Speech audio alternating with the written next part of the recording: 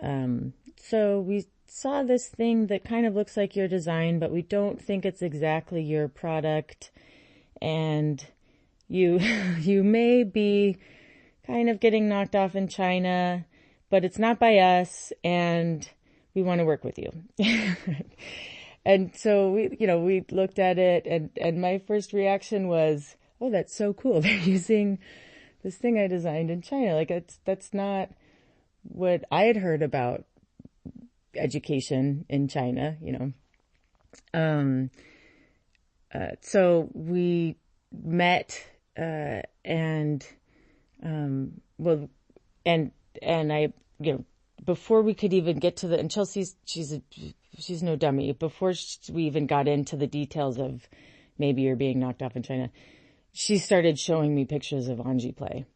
And so I'm looking at these videos and these images of kids building elaborate structures and leaping off of barrels and rolling on, it looked like kind of like Clown School meets Rube Goldberg meets Adventure Course meets the most incredible thing I could ever imagine, but not imagine because I didn't think it was possible.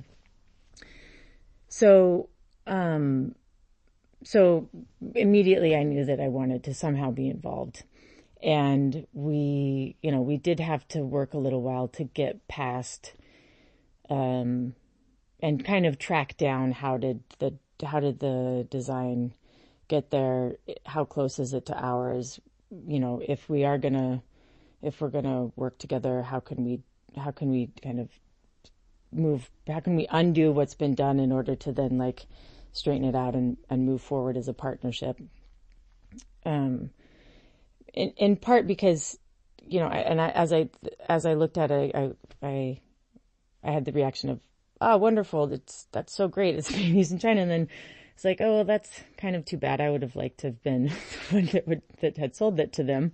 And then I also tried to learn from whatever changes and improvements they made to it, because that's almost always the case, that there's can be some adaptations, and Ms. Chung's is a genius. So she had changed a few things to make it work better for the way that she wanted it to be in her schools. But then within my company, that opened up a very big conversation about what are our goals. And so my company is called Heroes Will Rise, and I launched it in 2006 to bring my first product, Gmo, to the market.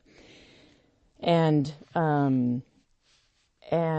I didn't necessarily want a company. I wanted a way to get really good materials into the hands of children. And at the time, I wasn't able to find any toy companies that were willing to take the risks that my products were. They're weird. They're a little odd. They're not designed based on marketability or, an opportunity or trends in the market, or all of the ways that companies tend to design products. So nobody was, I met with a lot of people who said, these are great. We wouldn't know what to do with it. Or these are great. It's too expensive. Like, people would spend $10 on this, but not $39. So I kind of launched the company knowing that the product was, knowing that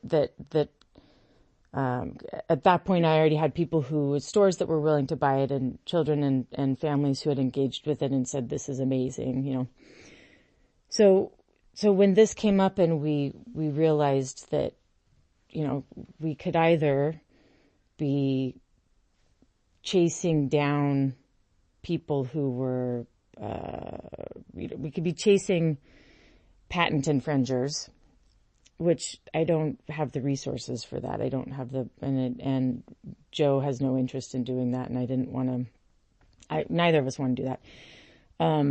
Or we could just kind of let it go, which I also didn't want to do, because if somebody's making money off of my designs, I would like me to have some of it. Or